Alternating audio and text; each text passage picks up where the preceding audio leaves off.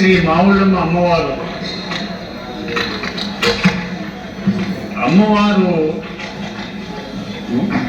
చాలా శక్తివంతురాలైన అమ్మవారు అధ్యక్ష.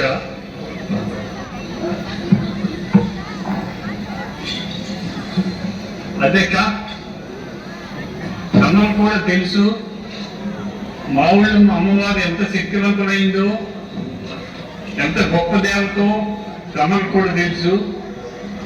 ఆ దేవతకి 2009లో నేను శాసనసభ్యుడిగా ఉండగా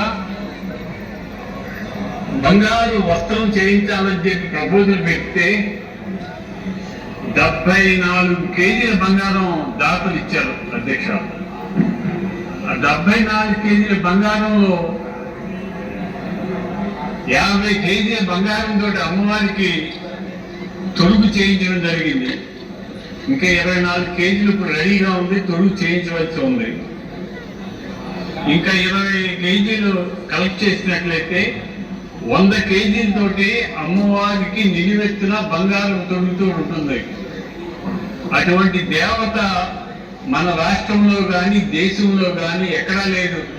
ఒక దేవత ఒంటి మీద 100 కేజీల బంగారం 364 రోజులు ఒంటి మీద ఉండడం అనేది ఒక్క భీమవరంలోనే మావుళ్ళమ్మ దేవతకి సాధ్యమైంది.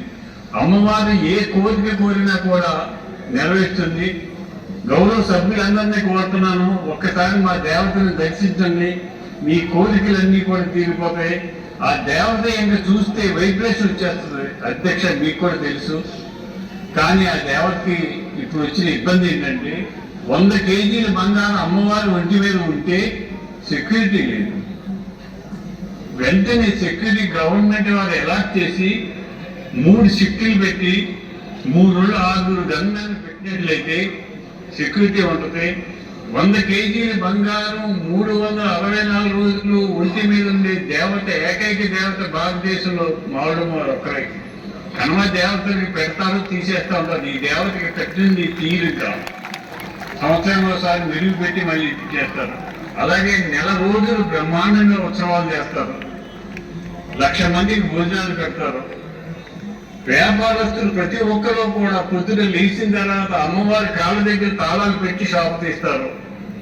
ఎవరు కోరుకున్నా కూడా కోరికలు తీర్చే తల్లి మావుళ్ళమ్మ తల్లి.